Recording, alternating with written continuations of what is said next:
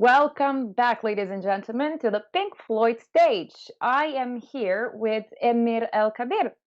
Now, this is what we know about him. Amir Elkabir is an experienced program manager working in a global multicultural environment with nearly 20 years of experience in management, customer-facing roles, and system implementation. Currently, as head of program management in the entertainment business line at AT&T Israel, Amir leads a major multi-site software delivery operation, overseeing various projects, practicing Agile at scale across multiple geographical locations. Previously working at companies in the fintech industry, Amir led the project responsibilities and business development for strategic accounts. He managed software implementations and business partnerships with top-tier banks worldwide. Prior to this, Amir assumed several managerial roles in semiconductors industry, involving complex multidisciplinary systems with global install base, and was positioned in the US and Korea. Amir is a member of the Agile at Scale Israeli Forum, a guest panel advisor of the MBA program at the Israel Institute of Technology, and founder of the Project Management Guild at AT&T. Amir, that's the word to you, scaling Agile with a super effective global delivery machine. Let's hear it. Wow, thank you so very much for the introduction, and hello everyone. So great to see you, and so great for you to see me, even if it's virtually. I've been waiting a long time for this specific event, was looking forward for it. And while I was reading and exploring about Lithuania and about the people that I'm going to meet, your culture, what makes you tick, I came across this picture, which is actually a beautiful winter forest in Lithuania. And so as I kept on reading and exploring about the country, I kind of understood where you got the colors to your beautiful flag. So I don't really know if it's true or not, but it actually makes sense to me, and it's very logical to me.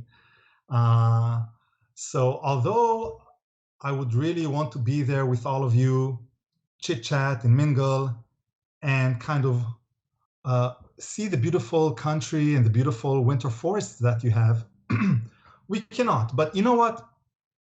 We have a saying where I come from, and I'm talking to you right now from Tel Aviv, Israel.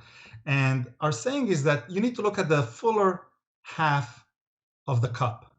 And I'm sure you all have this type of expression some way or another in your language, right? Because it's not really a phrase, it's a state of mind.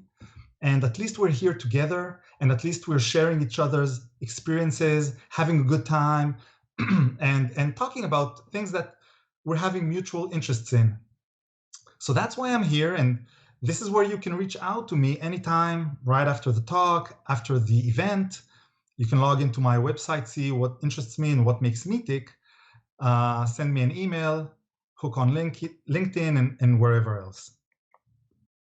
So this is going to be scaling Agile with a super effective global delivery machine.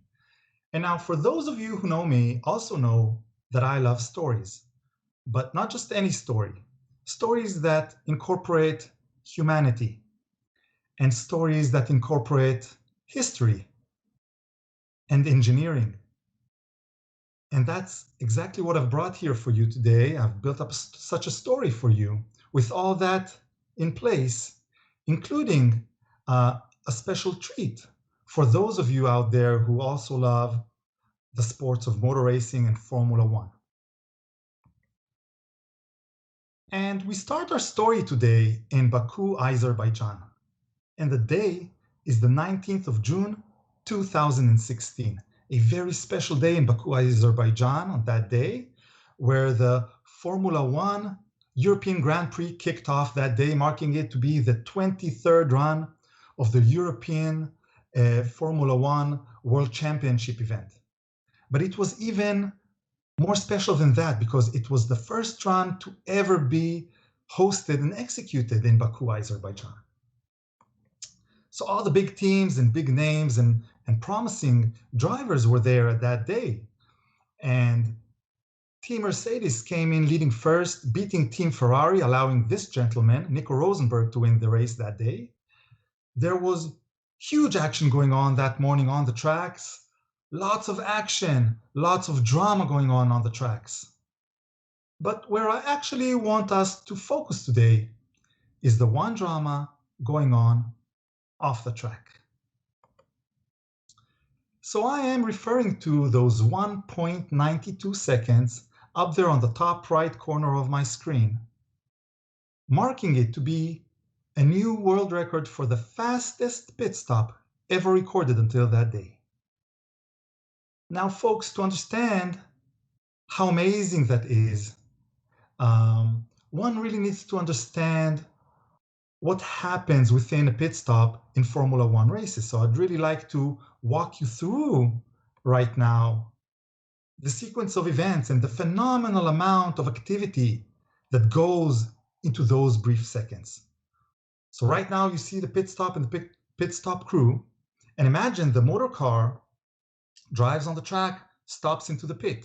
The pit crew, who were sitting alongside the tracks up until now, approach the car. The front and rear jacks are then fitted and lifted.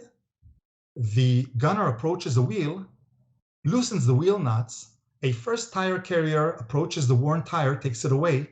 Then a second tire carrier takes a new tire, approaches the car and assembles it onto the wheel. Then the gunner again approaches the wheel, fastens the wheel nuts. The front and rear jacks are then dropped, and the car pulls away and continues the race. Everything I've just said in 1.92 seconds. Now, when you've only got a brief 2 second to play with, every millisecond counts.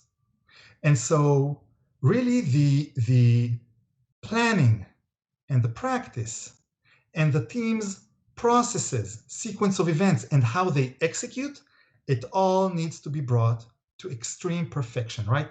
Things cannot be done in parallel. This sequence of events has to be followed on a serial basis. It has to be done really fast. And the team needs to be an extremely high-performing team with efficiency to the extreme as well. Think about it. It takes me 1.92 seconds just to say 1.92 seconds, let alone replace 4 tires on a motor car during a Formula One race. So I'm fast forwarding with you right now, about 3 years later, and we land in Silverstone Circuit, UK, and the day is the 14th of July, 2019. A beautiful summer Sunday, sunny morning with perfect conditions to run a race, and the Formula One, the 2019 Formula One Rolex British Grand Prix indeed takes off. All the big names are there, all the promising and important drivers are there, all the big crews are there, right? Mercedes-Benz are there and Team Ferrari are there. Huge action going on that morning, lots of drama going on the tracks as this race is being broadcasted throughout all over the UK and all over Europe as tens of thousands of fans are watching it. One drama off the track. The pit crew have managed to set a new world record with 1.91 seconds for a full pit stop, just enough to break the world record from 3 years earlier in Baku, Azerbaijan. And so the world of motor racing stands still and amazed, and so is the world of engineering, which understand that the pit crew have been able to push the limits of team's performance and team's efficiency one step further. And we fast forward once again, this time 2 weeks later, but exactly 2 weeks later, and we land in Hockenheimring, Germany, on a beautiful Sunday morning on the 28th of July, 2019. So the 2019 Formula One German Mercedes-Benz German Grand Prix kicks off. All the big names are there, all the promising drivers are there, and the big crews are there, like Ferrari, Team Mercedes, and all the others. This event is being broadcasted not just all over Germany, but all over Europe and all over the world as hundreds of thousands and millions of fans are watching it, cars passing by, huge drama going on that morning, lots of action on the track, one action off the track. And this time, you've guessed it right, folks. A new world record by the Red Bull pit crew once again, marking 1.88 seconds for a full pit stop, just enough to break the world record from just 2 weeks earlier in Silverstone Circuit, UK. And we fast forward, but this time for the last time. 4 months later, approximately 4 months later, we land in Sao Paulo, Brazil, 17th of November 2019. Beautiful day for a Formula One race, perfect conditions for a race. The 2019 Formula One Brazilian Grand Prix kicks off. All the big teams are there. This event is being broadcasted not just all over the continent, but all over the world as millions of fans watch this brilliant event. Cars passing by, lots of action going on that morning on the tracks, huge drama on the tracks, one drama off the tracks. And the pit crew have managed to set a new world record with just 1.82 seconds for changing 4 tires within a full pit stop, marking this to be the fastest pit stop ever recorded until that day and from that day on. Now, just a little bit of history. You know, pit stops have always been there in the events and the motor car events in Formula One since the early days. Only in the past, they were kind of more like timeouts in basketball, more or less, where the driver would pull over, he would get his car looked at, chit-chat with the manager, chit-chat with his coach and with the rest of the team and crew. They would take a couple of minutes and more before the motor car went back to the tracks. But as time passed by, as the years passed by, it was understood that races can literally be won or lost by a single pit stop. And so the pit stops, they were shortened within time, but the conditions more or less stayed the same. So at this point, I really want to take this story and kind of connect it to our world, to the software delivery world. And I'd like to tell you what team efficiency really means for me and what software delivery can learn from all of this, right? But not team efficiency with its formal statement where you can see in Webster Dictionary, for example, but what it means in simple words. So what it really means for me is getting more out of the same, right? Getting more speed, getting higher efficiency, getting more velocity out of the same conditions. Same conditions because we still have one track, one driver, one motor car, more or less the same rules and elapsed time for the tracks. But still, the pit crews were able to shrink 2 minutes and more within 2 seconds and less, more or less following the same sequence of events, just by them practicing being higher performing teams and allowing them to have higher efficiency with what they do. So really imagine 2 race car drivers, all right? And they have 20 years apart from one another. And let's say they're even racing one another. One is from the early 80s and one is from 2019 or 20 years apart. One driver pulls into the pit stop. And let's just say they're going to now race each other. And the other race car driver, he travels back in time and he races the same race car driver and pulls into the pit stop. This is how it's going to look like.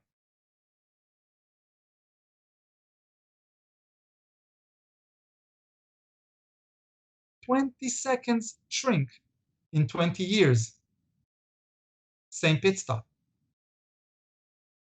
And so the teams were really able to bring themselves to a point where they structure themselves, they practice their working and engineering practices to a place where they were high-performing, high-efficiency teams. So I'll pause here for a moment and I'll grab your attention once again. And I'd kind of like to get our focus to the next chapter of our talk and take everything that we've just learned and bring that to the software delivery world. And I'd like to link that to what we did at AT&T and what we've learned from that. And I'd like to focus on 3 main areas. First of all, the pros and cons for the different structure approaches, teams and delivery teams, and how that impacts on teams' performance. The second thing, how structuring the teams right, it really depends on the timing and the project life cycle and where you are on the project life cycle. So it's really about finding those windows of opportunities of when to conduct a change within the team structure. And finally, once we got number 1 and 2, is how. How do we go about and roll out a large organizational change or execute a large organizational transformation when you have hundreds of people, let alone your program is global? So that's what I want to focus on next, but not just focus on that, but also link that into a very particular program, flagship project that we've had at AT&T, and I'll give you a brief background about that. A program consisting of more than 1,000 people, all practicing Agile at scale with 70 teams, Scrum and Kanban teams, all working at 10 different time zone areas, spread across 5 different global locations, serving and supporting one product, one video streaming product, attempting to shape the future of how Americans consume entertainment. And so we kick off this project, and the way we kick it off with the team structure was with component teams-based approach, where one team knows how to paint purple. They know how to do that really, really well, but they know how to do only that. And another team knows how to paint red. And to bring that into real-life examples, one team, for example, is a backend team, another team is an Android team, a third team can be web developers team, right? So that's the component teams-based approach, a very strong and powerful way to kick off your project this way. Looking back at retrospective, it was a very good thing to start a program this way. And I advise you, when you kick off a project, to kick it off with component teams-based approach, which is an approach that's built for architectural robustness, really, where the teams have specialized domains and are architectural centric. So this is the way we've worked on throughout the first 6 months or 8 months.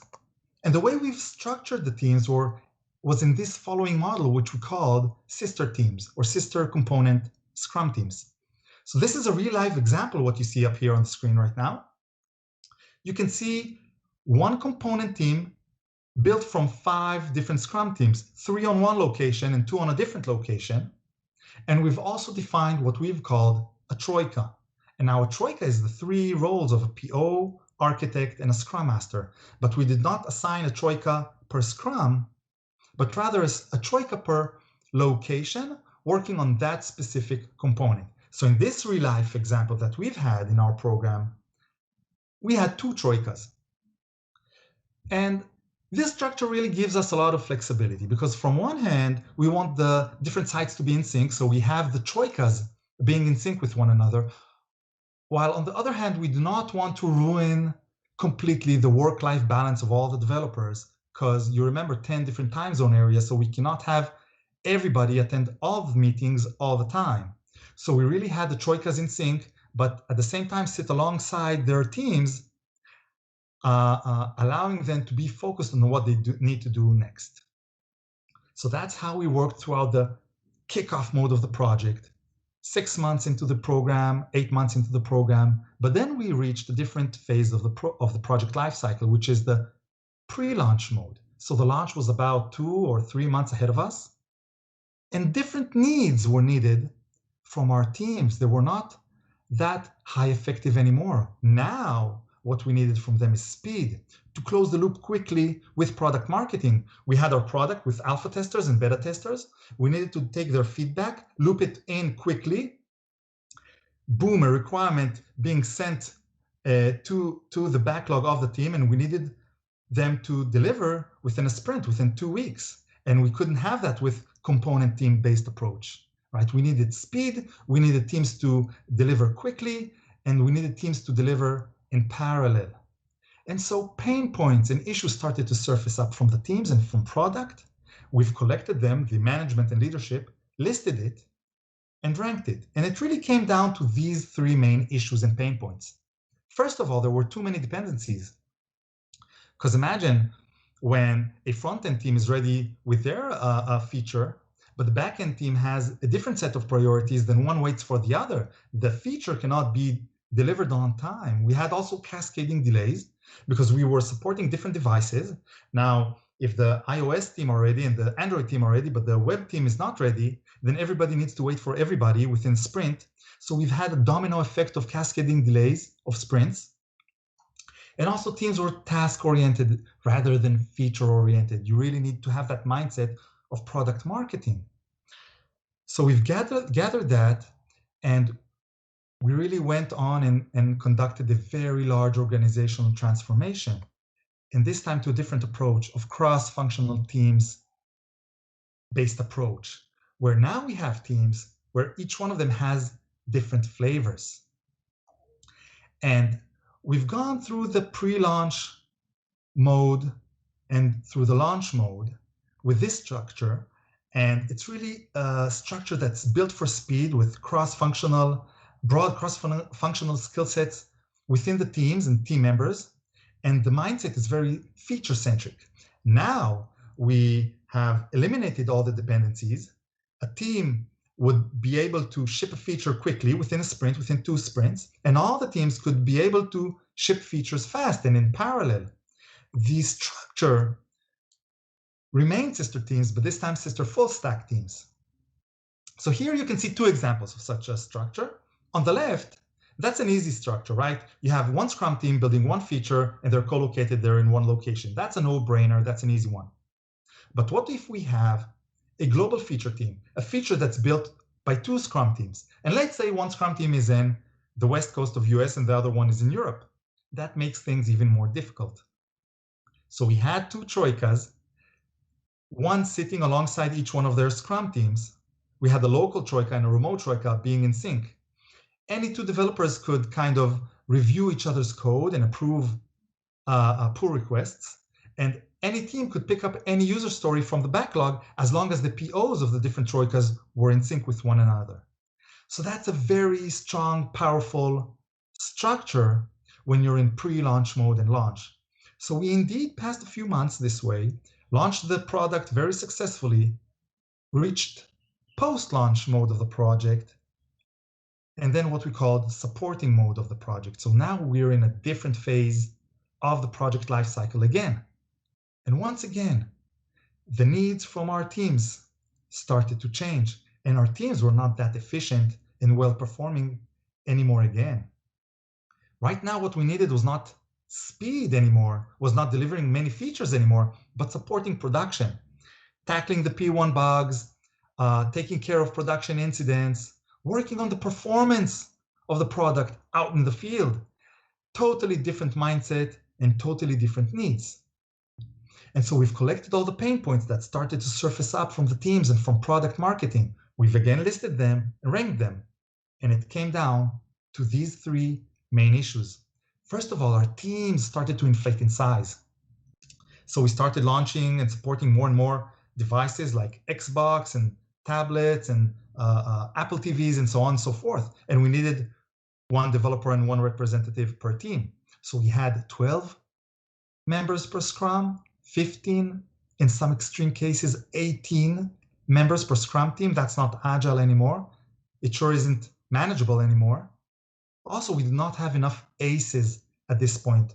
You remember 70 teams. So you need 1 representative per each one of the team. There comes a point where you run out of professional developers for a certain technology. So we didn't really have all the teams be full cross-functional.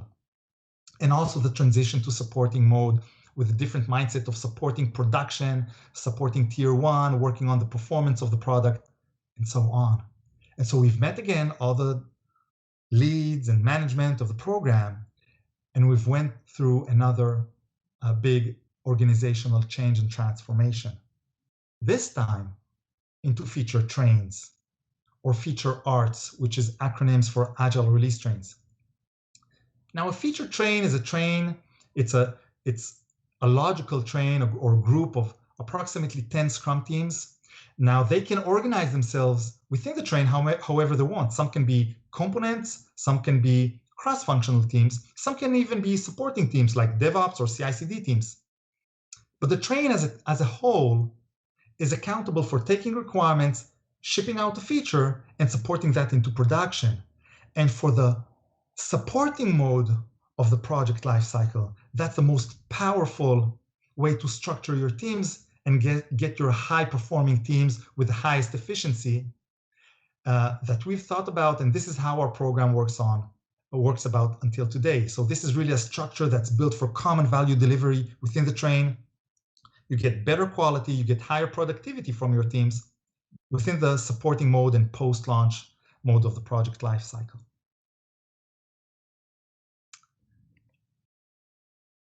But how did we execute each one of these organizational transformations? So we talked about the first focus area of the different structures, and also the second, right? When exactly did we find those windows of opportunities to go about and conduct that change? But how did we execute the change and roll out an organizational change consisting of over 1,000 people across the entire globe and do that again and again and again? So before I walk you through the model of our 5 steps of execution, if you want to remember one thing from this executing change thing, I would advise you to remember the rule of thumb, which is everybody needs to be invited to the fiesta. But it's not about a few managers locking themselves into a boardroom for 2 and 3 days, stepping out and say, hey guys, we got it. Everybody follow us. Nobody will follow you, right? It doesn't work like that. Everybody needs to be invited to the fiesta and be bought into the change, understand the rationale, and be involved exactly in each step of the way. And so to do that, I'd like to share with you our model for the 5 steps of execution, which was built and thought about through lots of trial and error. And I'd like to share that with you. And the first step is really explain the motivation to everybody in the program. Now, that's relatively easy to do, although not many organizations do that. And the reason it's relatively easy to do is because you do not really invent anything, right? You just collect the feedback and pain points, you rank it, you summarize that, and then you reflect it back to the teams. And you say, hey, we've listened to you, we've heard what's bothering you, and this is what we want to fix together. It's just a reflection of their issues. And then you go to step number 2, which is defining the team structure.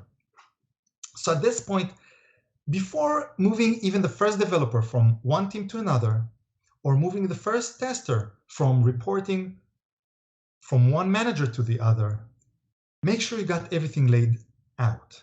Make sure you address the pain points that have brought you to this whole change, and make sure you've got the buy-in of the entire management. Now, only after you've gone through steps 1 and 2 should you go to the execution of the transition.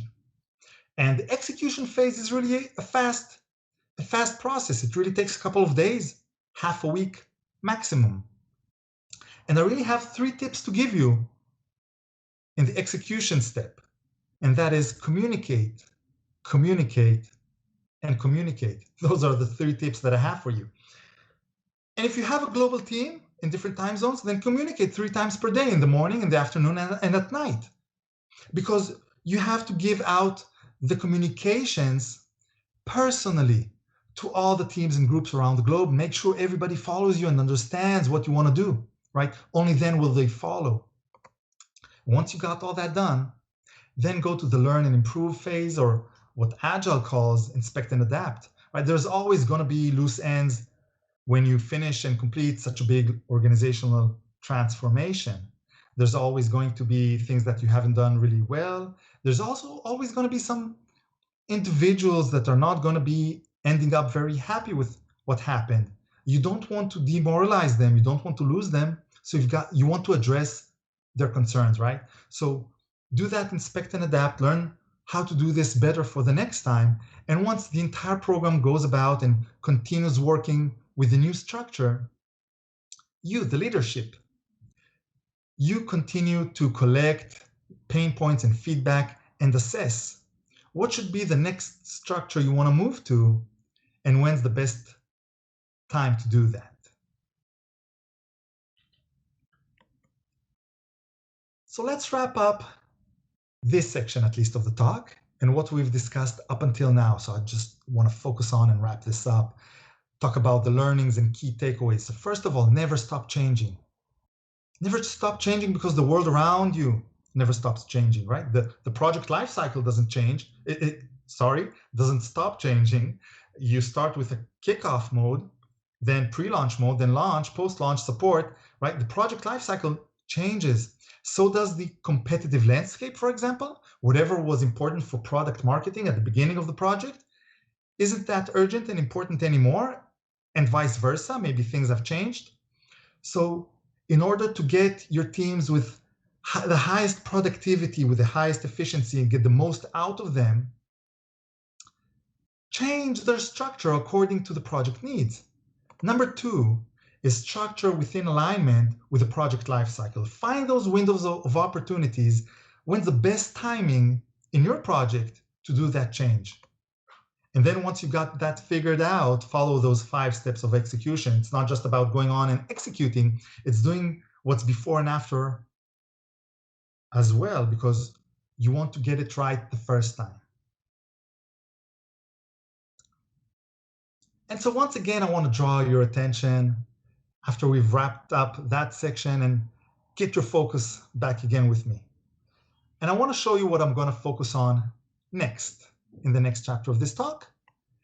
It relates, but it's a more general practice that I want to share with you. And these are the 3 practices that I believe every global program must embrace. So if you're now managing a global program or a distributed program, and remember, this was thought about long before COVID, the world, but today this is critical for anyone to embrace. There's much more than 3 practices, but these are the 3 that I believe are most important, and that anyone can take those as quick wins and already apply very easily and very practically in every program. And so the first practice that I'd like to share with you is teams empowerment. Empower your teams. The reason I treat this as the first is because I believe that when you empower your teams, you're going to get much more efficiency from each one of the individuals. But not only that, you're going to get a lot of sense of ownership from everyone. Now, you may say, okay, that makes a lot of sense, but it begs the question of how do we go about and empower a team? So I'd like to really equip you with a few quick wins that I thought about from our experience and share with you, things that you can already apply and implement within your projects 5 minutes after you drop from this talk. So first, push the code into the master branch, and all the code can be, and pull requests can be approved by any developer. So really forget about all those bottlenecks of, it doesn't take only the tech lead or the team lead or a senior developer to review code and approve code. Every developer can push their code into the master branch, and then any peer of them can review it, okay? So that's number 1, to empower teams. Number 2, Scrum members are responsible for the quality of their delivery. Communicate that to your Scrum teams. Tell them, you're not going to have a manual tester checking your code after you, and then an automation tester checking the code after the manual tester, and then an end-to-end tester after that, and a shakeout tester after that, and so on and so forth. When you build code, it will take a couple of days before the code will reach production, and then it's your accountability for that code to be with high quality. Number 3 is strive to slice your features small enough so that it can be developed by a single Scrum team end to end. And if you have bigger epics or features built by few teams, then if things go wrong, you'll start to get finger pointing between the teams, right? And also things can unintentionally fall between the responsibilities of the different teams. Strive to really slice those features small enough so that the single Scrum team can take a feature and own it end to end.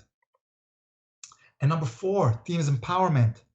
The Scrum team will own a feature throughout the entire delivery lifecycle. From design, they will develop it, test, deploy, monitor, and support it in production. It's not about delivering it, going to the next thing, and now it's tier 1 and tier 2 problem. No, the Scrum team owns the feature in production itself. By the way, our teams would go into in the morning, would go into their a daily stand-up session. And the first thing they would do would put up the monitor with all the monitoring tools.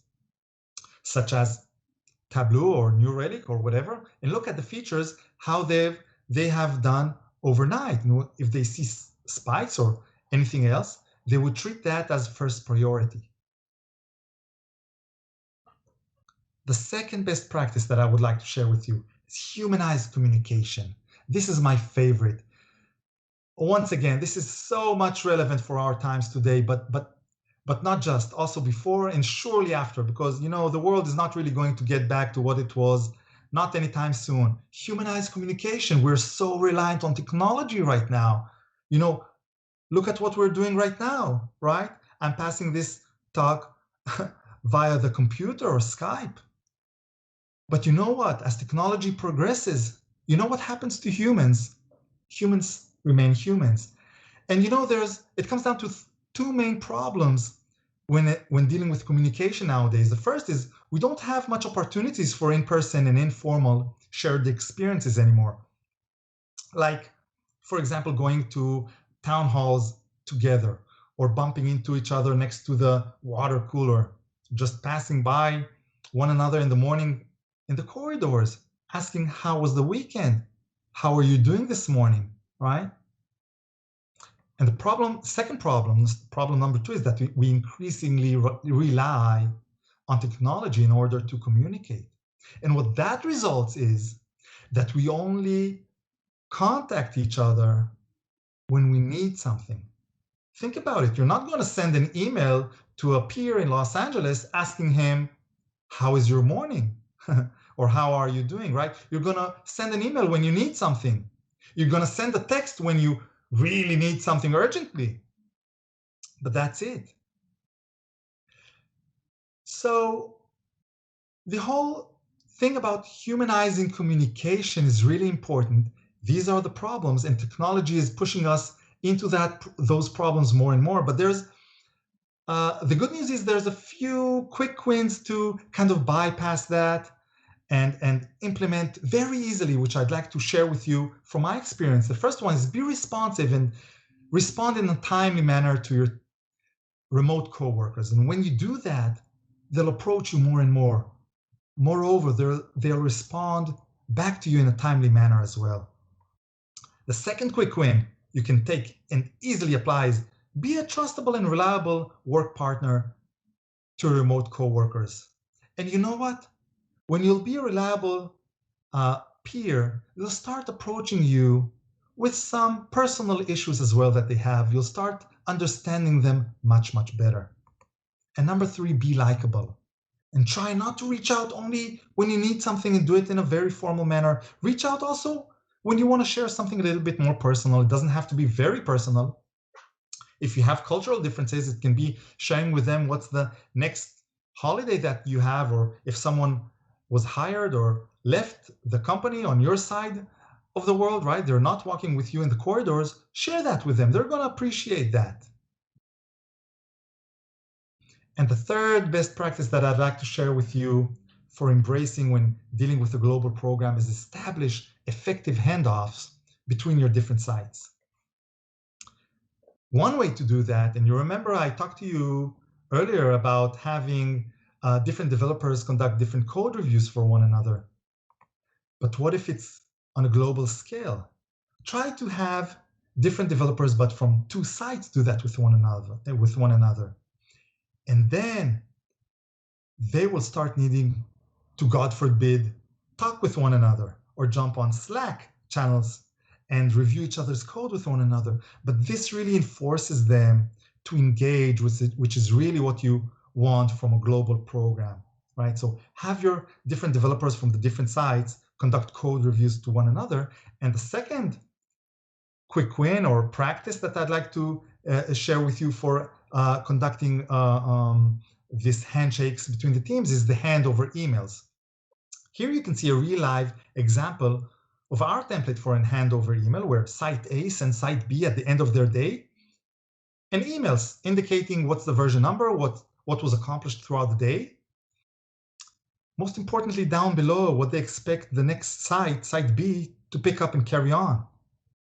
Now, when site A goes back home and leave the office, come back the next day, they do not need to figure out and look within the code what was done overnight, because the same template would wait for them in their inbox, sent by site B.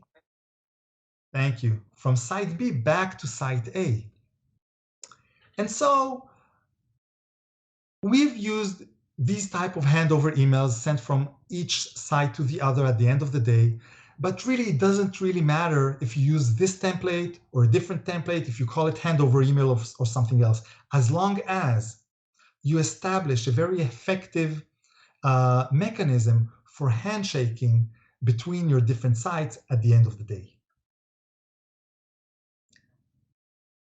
So let's wrap this section up and talk about our key learnings and see what takeaways we can take from this section. Number one, right? Best practice, empower your teams. You go for teams empowerment, and then you get much better efficiency and much more sense of ownership from each one of the individuals. Practice number two, and key learning, probably, humanize the communication. Remember, humans remain humans. Think about this talk right now. Think about if my camera wasn't open and you would only listen to me, right? Communication would be less humanized, so would be your engagement towards our session. And number three, establish effective handoffs and handshakes between your different sites. With this, I want to end here and leave time for questions maybe. I want to thank you so very much for being here and listening to me. I hope you had a good time and interesting time. And once again, this is where you can reach out to me anytime. Thank you so very much. Thank you, Amir. Yes, we have a few minutes for maybe one question. We have early on question from Evgenius. He asked, did your team include quality assurance engineers or SDTs? Okay, so we've had a transition there as well. It's not in my talk, but we had QA engineers within our teams at the beginning. There was a transition called BEAK, or built-in quality, throughout our program, where slowly the Scrum teams themselves took responsibility over the quality. Now, it's a journey. Just in high level, how we did that. First of all, they stopped being a team, their own team, and we started dispersing the QA engineers within the Scrum team. So now we had QA engineers part of the Scrums. And then slowly they started to support the rest of the developers, where the developers took full ownership of QA. We've had another team of end-to-end testing, because again, we've had 70 Scrum teams. At the end of the sprint, you have one release candidate in one product, but QA members started to be part of the Scrum as we progressed with the project.